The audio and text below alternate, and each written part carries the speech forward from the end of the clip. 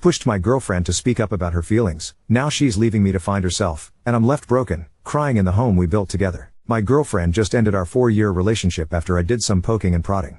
We have a house, a life. I just finished saving for a ring last week.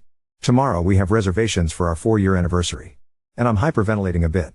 The story is a little complicated. She's had a hereditary disease her whole life. We started dating when she was in remission, of sorts, and she got sick again about a year in. It's been a mess of new drugs, sickness, health, etc. for her. We've made it through together. It made our bond very strong. I own my own business, so I was able to work and support us both when she couldn't work her full-time job. However, this business found me pretty successful. At a young age I fell into a deep depression. She helped me through that just by being there, but it's been rough. I gained back 90 of the 100 pounds I lost in high school, drank heavily, I became much more withdrawn, I lost my lust for life. All for a business. She's always been the type to never speak up. She never wants to upset anyone to a fault. She was walked all over in past relationships, jobs, etc. I pushed as hard as I could to figure out simple things, like what she wants to eat for dinner. Her doctors had a note not to trust what she says because she's oftentimes more sick than she says she feels. About 18 months ago we made the decision to move, after living together for a year, out of the city. The city was killing us, and we picked out a house in our dream location. I purchased it knowing full well it's not smart to own a house with and so you're not married to. We made the decision she'd finally quit her job and go back to school for a career she loves. It took her our whole relationship to do so. I've been supporting us 100% the whole time, without her asking. She's always felt terrible about it. This change kicked me out of my depression. We were in a place that I could thrive in, she could go to school and work and we could have a family. I hired people, started working a normal schedule, stopped drinking heavily, and most importantly my focus was life again, not business. I was living for experiences. She loved the change in me, we were more active, she dove into school, and all was good. We talked heavily about marriage, had a rough time frame, everything was going really great. Then she got sick in October. Really sick. 6 weeks in the hospital. I hired extra people and commuted 5 hours a day to see her, only missing 3 days. She ultimately had surgery and has been recovering at home the past month, able to get out and about a bit. I noticed a change as she was in the hospital. She wasn't excited to see me. I started having panic attacks when I got home due to the hours and schedule. I had thoughts of overwhelming dread that she was actually falling out of our relationship. We talked about it and she assured me that was not the case, and through some reading I found that these thoughts were part of the depression I thought was gone. As she's been home recovering, I've done everything I can. I noticed our sporadic conversations about the future stopped. She turned away or changed the subject when I mentioned kids. She never kissed me, I had to kiss her. No hugs, no nothing. So finally tonight I just pushed her. I could only ask you okay? So much, as I had the past 4 months. She broke. She said she had a lot of time to think in the hospital. She said she wasn't living for herself, and she needs to find herself, and she feels horrible because for 4 years I've pushed her daily to find her passions and follow them, not to think of others first in such an extreme. I did this because that's what I do. I work my dream job, and I want that for her. She says she feels like she's holding me back. She loves me, and I think I believe that because he's refusing to let me settle. But damn, do I still love her. Most upsetting, she said that she's never felt at home in our house. She's felt like it was always mine and she was a girlfriend staying over. I pressed this issue before we moved, asking her where she'd like to live. Anywhere in the world, I can work from anywhere. She said this was a great idea. Please know that I've also got no design sense, I'm just the muscle. So it's not a matter of my stuff being all over the place, she's decorated very nicely. So here I sit. Sober, crying, fat, with no one to call. No close family or friends in 120-mile radius. I can't bring myself to open the door to the office I just built out for her new career, and the paint is literally drying from earlier tonight. We moved to a family area, no more college scene. I read advice to throw yourself into work and I have a job that almost killed me once. And I will be alone in this house that was, in 2 to 3 years, meant for our family. Money is not an issue. I love the area, I love our home, and I do not wish to leave. It truly is my dream to live here, but it was my dream to live here with our family that we had planned. Life lesson, nothing is set in stone. So how do I even start to cope? We still love each other, we're best friends. I'm going up to sleep in our bed because I can't bring myself to sleep in the guest room and she doesn't want me to. She's going to stay while we untangle our life, and she, along with my family and hers, are afraid of what I'll do to myself. I'm not going anywhere, I've never been suicidal. But I sure as hell can't drink this one away, because the drinking won't stop. But she's going to leave, soon. I know it's not fair to hold on to the idea that she might just need to do some soul searching and come back. And I know that, being so sick for so long, she really didn't have a chance to figure out what she wanted. But I just can't help but feel absolutely gutted that it took this long for it to come out, because I can't see my life without us. It's the most life-shattering thing I've ever felt. Update 1. The past 24 hours have been a beautiful and sad journey. After the initial shock wore off, we've done a lot of talking, and for the first time we've been completely honest with each other at the same time. We've been waiting and waiting for our relationship to fit into the life we've built around it. We've had a hard go at it with the sicknesses, depression, and ultimately the transitional time in our lives. It was a hard time for everyone around us, getting out of college and finding ourselves. We both care so much for each other that we tried to force it to work, ultimately denying our own desires in the process. Personally, I admitted to myself that I am more afraid to be alone in this house and area than I am upset our time living together is ending. I have struggled with this since we moved here 18 months ago, because this is my dream. However, I've had serious doubts about our relationship, and the thing that kept me from saying anything was a fear of the unknown, a fear of living alone, as an adult, for the first time in my life. XGF was very clear that it's not fair for me to feel guilty about the life I've built, and this is very true. Likewise, it is not fair to blame her for not wanting the same life. I do wish she had spoke up sooner, but ultimately I love her for trying to make it work because she wanted me to be happy. XGF simply does not know what she wants.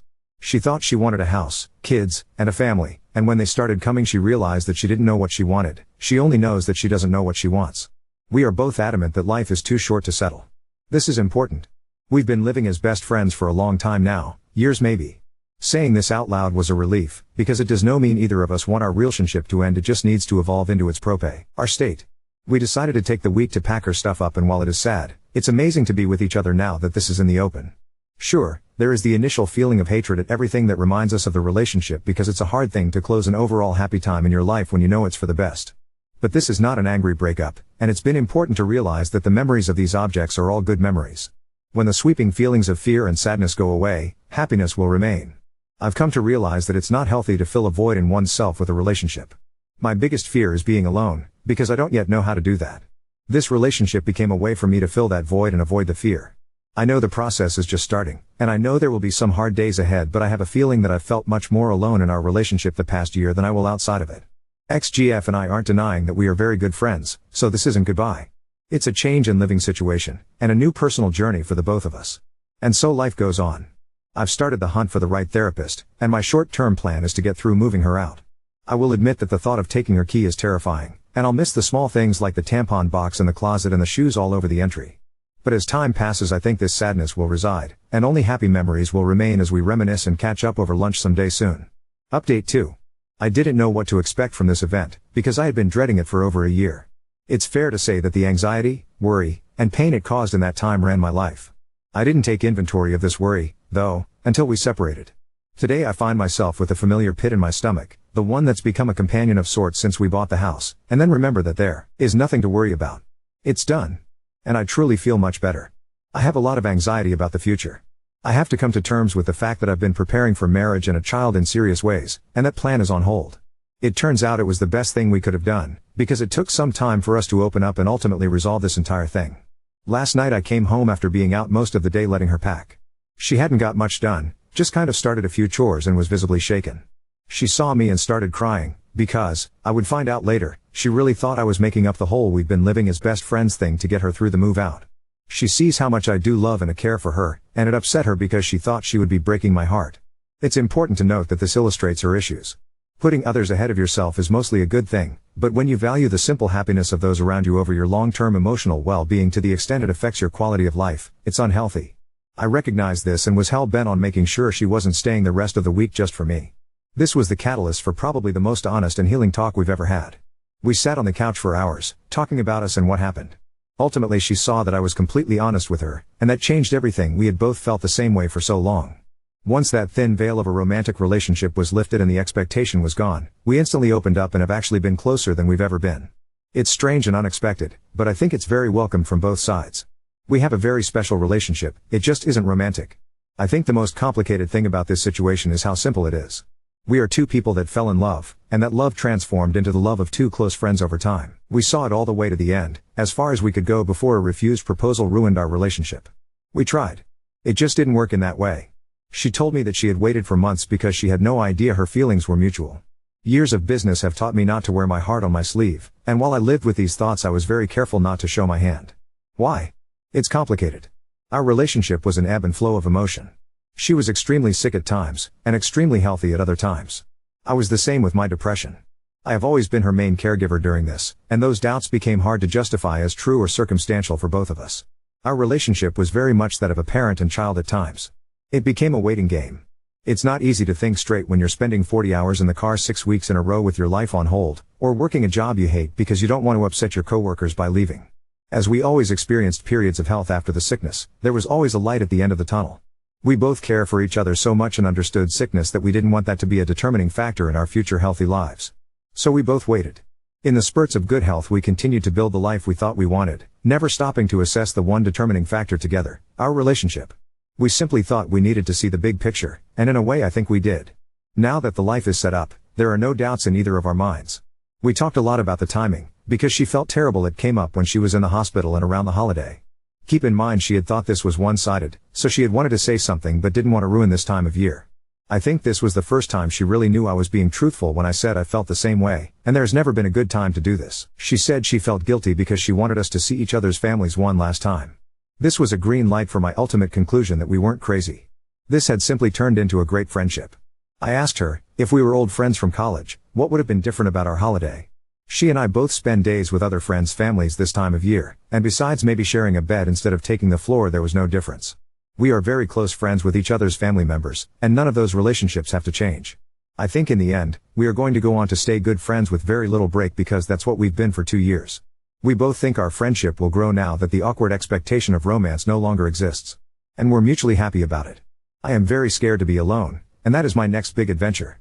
It's going to be one day at a time, and I am not looking for a big break until I venture on to start the family hunt from zero. But I know that I have to be okay here by myself to have any sort of chance at a healthy relationship in the future, so that's what I'll do first. Update 3. Today she moved out of our home. We always called it a home, but I don't think we ever got there. I think it was still just a house to both of us. Her whole family decided to come. We are very close and I've always felt closer to them than almost my entire real family. A lot of my pain did not come from our separation because there truly is no heartbreak there. We love each other deeply, but it is a familial love. It has not been romantic love for a long time. My pain came from the thought I was losing part of my family. Their friendship, their intelligence, and their love are all things I've come to feel are my own. And so they came to help her, sure, but they also came to support me. They came to hug me and cry with me, and to let both of us know that this is not crazy boo, the most mature and perfect thing to do. They came to make sure I knew we'd be sailing and laughing around the dinner table very soon. Mostly they came to move her things into the truck and then to move my extra stuff from the basement to the empty spaces. They did this out of love, and I felt that deeply all day today. This whole experience sounds like bullshit to most, and if I were reading this I would agree. What happens when one of us moves on and starts seeing someone else? We don't know. But we do know that we both want to see the other happy, and we've both lived in this relationship with so much guilt watching the other compromise to try and make it fit. In the days that followed our decision to separate we felt a lot of things. It took a lot of time for us to sort through years of buried thoughts and emotion. We did that, lifting the pressure of romance and embracing the warmth of close friendship, and I'm glad we had our week because I don't think our relationship has ever been better. Ultimately we are doing this for the right reasons, and we are doing it for very similar reasons. I have a lot of unresolved issues and my alone time in the past has led to drinking issues and depression because I just didn't have the skills to conquer it. I am afraid to be alone. I can't build a healthy relationship until I learn how to do this. I have been debating our relationship for years against being alone, and while it wasn't the correct decision it was always the easy one. I spent years taking care of her, and it was out of love, but it was also because taking care of myself was harder. This is wrong and not fair to myself or her. She has never been alone and has sought the happiness and validation of others to bring herself happiness. She has stayed in situations not for herself but for others involved because of this. She went to the college her parents wanted and stayed because her roommate wanted her to. She was destroyed in previous relationships because she put her needs second and was walked all over. She stayed in horrible jobs for years because she didn't want to inconvenience her superiors by having to hire a new person. She moved up here for me because she did not know what she truly wanted. She will not be successful in a relationship until she can put herself first and know that she is not compromising herself for the other person, and she was able to finally recognize that because of our relationship. There is no denying that our time together has been the best of both our lives, and there is absolutely a great sadness that it is over. This is not jargon to avoid that. As we separated and untangled our stuff, we were regaining our own individuality and independence. This week there was a lot of crying but the tears were happy, and we've had so many good experiences that we've both grown into better people because of the other. Reliving the past 4 years was therapeutic and beautiful. It brought us closer together as friends, and we celebrated that this experience will only get better from here. We have a long road ahead, and our first lesson is that we are not we anymore. I am me, and she is herself. We have both spent a long time living one life, and we both agree that while it probably isn't what two perfect emotional people would do, it was an amazing experience that we wouldn't change. We both became better people because of each other, and that's a successful relationship in my book. But it is no longer our house, our bedroom, or our fridge. It is mine, because I live alone now. It is important for me not to cry every time I slip and say we, because I do not yet have any memories. That will come next, and as scary as it might be, I am excited. I will make my house a home, I will not drink to bury the fear, and I will begin therapy and move past my demons. I look forward to learning the fine art form of me. Update 4. Hey bud, I feel for you. My best friend, who just so happens to be your height and weight oddly enough, was in a very similar relationship, except they'd been together 7 years when his ex came out. I can offer you a story of 2 cities, so to speak. I've been best friends with my buddy and his girl since middle school. We and 3 other friends all moved to the same city for college and stayed best friends. Still are to this day. But because of that, some of us didn't make many new friends in college. They broke up right after college and he didn't have many other friends, so he did what you're doing now: wake up, work, home, sleep, over and over. Fast forward to present day, and he's dated a little, but for the most part he's just kind of doing the same old. Hasn't made many friends, keeps to himself. So when my 4-year relationship ended this past December, I was terrified. I had moved out of the city, didn't know anyone besides my ex in a 60-mile radius, and was worried I'd get stuck in the same rut. I had stopped doing a lot of the things I always loved to do, moved away from the people I had done them with, and really fallen into the whole couple's lifestyle. I had forgotten how to live as a me, and only knew how to live as a we. Truth is, you have lost a bit of your single identity because you've been part of a we for so long. It's going to take time to get this back. I'm 8 months out of my relationship and I'm just now starting to feel normal day to day. Riding bikes, building things, I'm finally happy on the regular. But I did something my friend didn't do. I got a therapist. I immediately got out and met new people. It didn't matter if we ultimately didn't get along. I talked to anyone and everyone I met, asked about cool stuff to do in the area, and actually found a few friends to hang out with.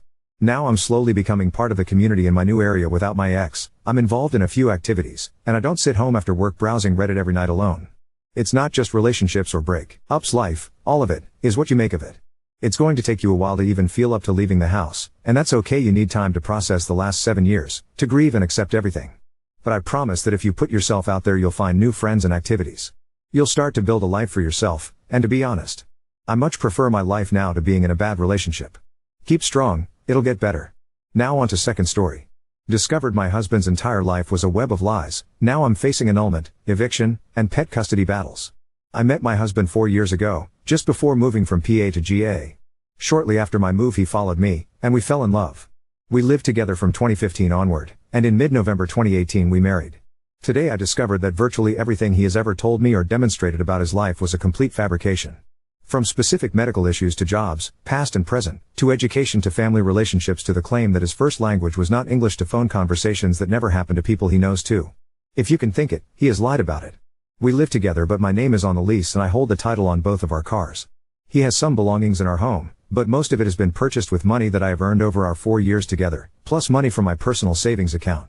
I am totally open to letting him walk with all of his stuff, and even signing the older car to him. After a quick internet search, it looks like I might have grounds for annulment of my marriage, on the basis of being seriously misled. Do I? What will I need to be able to prove in order to make it work, and is there anything else I need to keep in mind to aim for an annulment instead of a divorce? He is mentally ill, though quite differently than I was led to believe, and receives SSDI each month, but that is nowhere near enough for him to live on. What is the legal way to get him out of my house and life with minimal risk, damage, and cost to me? Also, do I look for a divorce lawyer in this situation? Sorry if that's a dumb question. Also, how does custody of pets work? We have 2 kittens we got in July and I can't imagine separating them. I also can't imagine him being able to take care of them once we're separated, but I don't know if that matters. Update 1. It's been a little bit over a year since I turned to this community as my life fell rather dramatically to pieces around me. My original post didn't get a ton of attention, but the replies I received helped me tremendously, and seeing where I am a year later may also provide some hope for those going through their own crisis. In particular, you helped me construct my initial list of immediate to-do items, and put me on the right track to figure out how to extricate myself from the relationship. The day I first posted here was the day I found out that my then husband had lied and fabricated most of what I knew about him. Other things I did that day included teaching a class to 200 undergrads about 15 minutes after I found out for sure, and kicking off a day-and-a-half-long job interview for the next stage in my career, a job which I somehow landed. What unfolded over the following 3 months can really only be described as living my way through my own version of a Lifetime movie. At some point I moved into an extended stay hotel, and as time passed I learned about the depths and breadths of the lies and deceit he'd used to both control me and get what he wanted, and the lengths he'd go to try and get his grip back on what he'd successfully manipulated his way through for about 4 years. What I know now, and what I'm kind of glad I didn't really know then, was that I wasn't actually as safe with him as I thought I was. So I'm thankful I managed to get out with only psychological/emotional/financial burden, and no physical trauma. About 2.5 months later I successfully had my marriage annulled on the basis of fraudulent coercion to marry. I ended up doing the necessary research and filing the paperwork myself, which was not an easy task, but was both cheaper and faster than it was going to be if I hired a lawyer. A few weeks after the annulment I moved my belongings out of our apartment and moved to a new city and my new job. Without him, but with the kittens. As of late June I finally had him convinced that contacting me was pointless because he wasn't getting me back, and so I've been largely free to recover from the trauma and crisis mode I lived in for about 3 months. One of the things I've learned from all of this is how incredibly difficult it is to get out of a relationship in a situation like this. Besides the obvious difficulty of navigating the legal system, and the cost associated with it, there's the cognitive dissonance of constantly trying to remember to relate to that other person in light of the new information you've found out about them. It really and truly took every life skill and tremendous support of my family and friends network to get out in, more or less, one piece. And even still the road to recovery and a return to thriving is a long one. So, thanks to those who helped me back on that terrible day in January 2019. And if you know someone who is going through something like this, please offer whatever you can in support. Because they definitely need it.